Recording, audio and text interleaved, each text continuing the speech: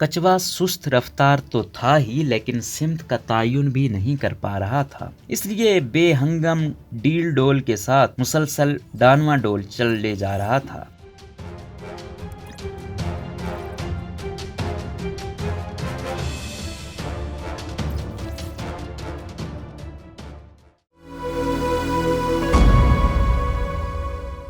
صحافی غریدہ فاروقی لکھتی ہیں کہ خرگوش حسب فطرت اور روایت اونچی اونچی چھلانگیں لگاتا، دل میں بجا فخر سموئے کہ سبک رفتاری میں کیا مجال کہ کچوا اسے شکست دے سکے، منزل کی جانب گامزن تھا، لیکن جیسا کہ کہانی میں ہوا کہیں نہ کہیں تو خرگوش کی آنکھ لگنی ہی تھی اور اپنی ڈھیلی ڈھالی چال چلتے چلتے کچوے کو خرگوش پر سبقت لے ہی جانی تھی۔ حکومت اور اپوزیشن کی کہانی بھی گزشتہ 3-4 سال سے اسی داستان پر محیط رہی، لیکن اب محسوس یہی ہو رہا ہے کہ کچوے کی چال چلتی اپوزیشن آہستہ آہستہ اپنی ڈگر پر آ گئی ہے، لیکن کیا خواب خرگوش میں محوی صحیح مگر سبک رفتار حریف کو شکست دے پائے گی؟ یہ ایک ایسا سوال ہے جس کا جواب فی الحال تو کسی کے پاس نہیں، حتیٰ کہ اس شجرے پھلدار و پھولدار کے جس کے سائے تلے اس روایتی دوڑ کا اختتام ہونا ہے، وہ بھی اشارے دینے سے تاحال قاصر ہے کہ کون سا فریق کامران ہوتا ہے۔ پاکستان کی سیاسی و پارلیمانی تاریخ کی حقیقت ہے کہ کسی بھی وزیر اعظم کے خلاف تحریک عدم اعتماد آج تک کامیاب نہیں ہو سکی۔ 1999 میں وزیر اعظم بے نظیر بھٹو کے خلاف عدم اعتماد چند ووٹوں سے ناکام ہو گئی تھی، باوجود اس کے کہ تحریک کو طاقتور حلقوں کی بھی سپورٹ حاصل رہی۔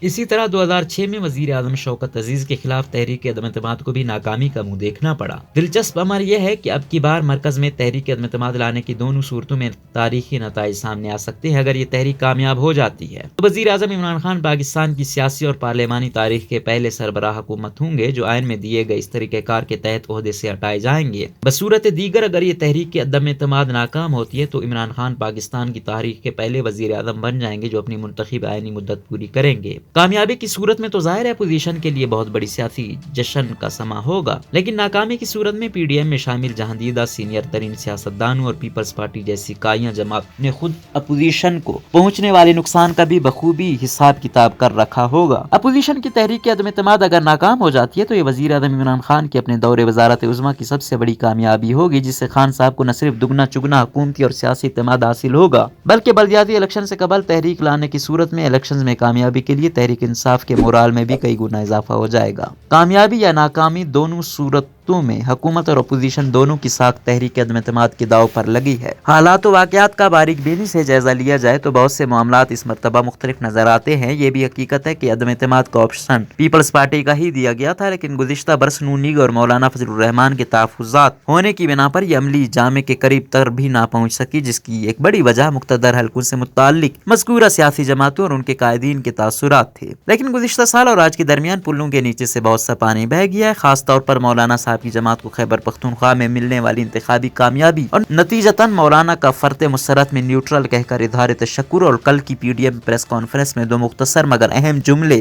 اول، امپائر ہوتا ہی وہی ہے جو نیوٹرل ہو، اور دوم، پہلے گیم کسی اور ہاتھ میں تھی مگر اب ہاتھ سے نکل چکی ہے۔ ان تمام بیانات اور حالات و واقعات کو جوڑا جائے تو اپوزیشن کا اعتماد ناجائز نظر نہیں آتا۔ دوسری جانب سیاست کا ماہر تجربہ کار ترین کھلاڑی آصف علی زرداری عرصے کی خاموشی کے بعد ایک دم سے منظر عام پر آ جائے تو سمجھ لیجئے ہو رہے گا کچھ نہ کچھ گھبرائیں گے کیا کی صورتحال پیدا ہو چکی۔ دوسری جانب یہ بھی حقیقت ہے کہ اپوزیشن کے پاس تحریک کے عدم اعتماد پیش کرنے کے نمبر تو یقیناً موجود ہے، لیکن تاحال کامیاب کروانے کے نمبرز تو یقیناً موجود ہے، لیکن تاحال کامیاب کروانے کی نمبر کی سرگردانی جاری ہے۔ خبر ہے کہ اتوار کے روز چودھری برادران کی ایک اور ملاقات شہباز شریف سے متوقع ہے، جس میں باقاعدہ پی ڈی ایم کی طرف سے تحریک عدم اعتماد کے لیے ووٹ مانگا جائے گا۔ ماضی میں ایک بار نون لیگ کے وزیر اعلیٰ پنجاب وائیں کے خلاف کامیاب تحریک عدم اعتماد لائے جانے کے جواب میں پیپلز پارٹی کے پنجاب کے وزیر اعلیٰ منظور وٹو کے خلاف عدم اعتماد تحریک لانے میں چودھری برادران کا کردار ناکام رہا تھا، لیکن وہ بہت پرانے ماضی کی داستان ہے۔ کیا اس بار چودھری برادران پنجاب یا مرکز میں عدم اعتماد کا حصہ بن کر اسے کامیاب کروا پائیں گے؟ بنیادی سوال تو یہ بنتا ہے کہ آخر چودھری برادران وزیر اعظم عمران خان کے خلاف اپوزیشن کا ساتھ کیوں دیں گے؟ اس کا سیدھا اور انتہائی گہرا جواب تو فی الحال اسی امر میں مضمر ہے کہ حالیہ تحریک عدم اعتماد کی سنجیدہ کوششوں کے دوران چودھری برادران کے اپوزیشن، پی ڈی ایم، نون لیگ، پی پی سے مسلسل ملاقاتوں کے پیچھے ایک واضح اشارہ موجود ہے۔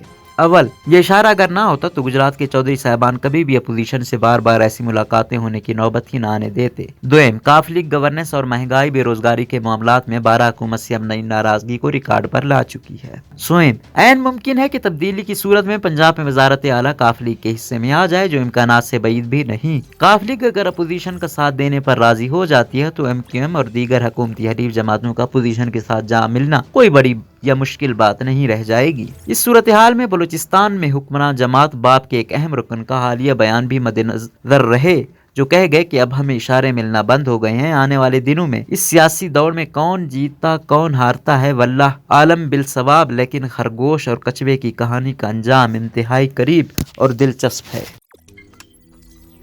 روزنامہ قدرت کی ویڈیو دیکھنے کے لیے ابھی یوٹیوب چینل پر سبسکرائب کریں اور بیل آئیکن پر بھی کلک کریں۔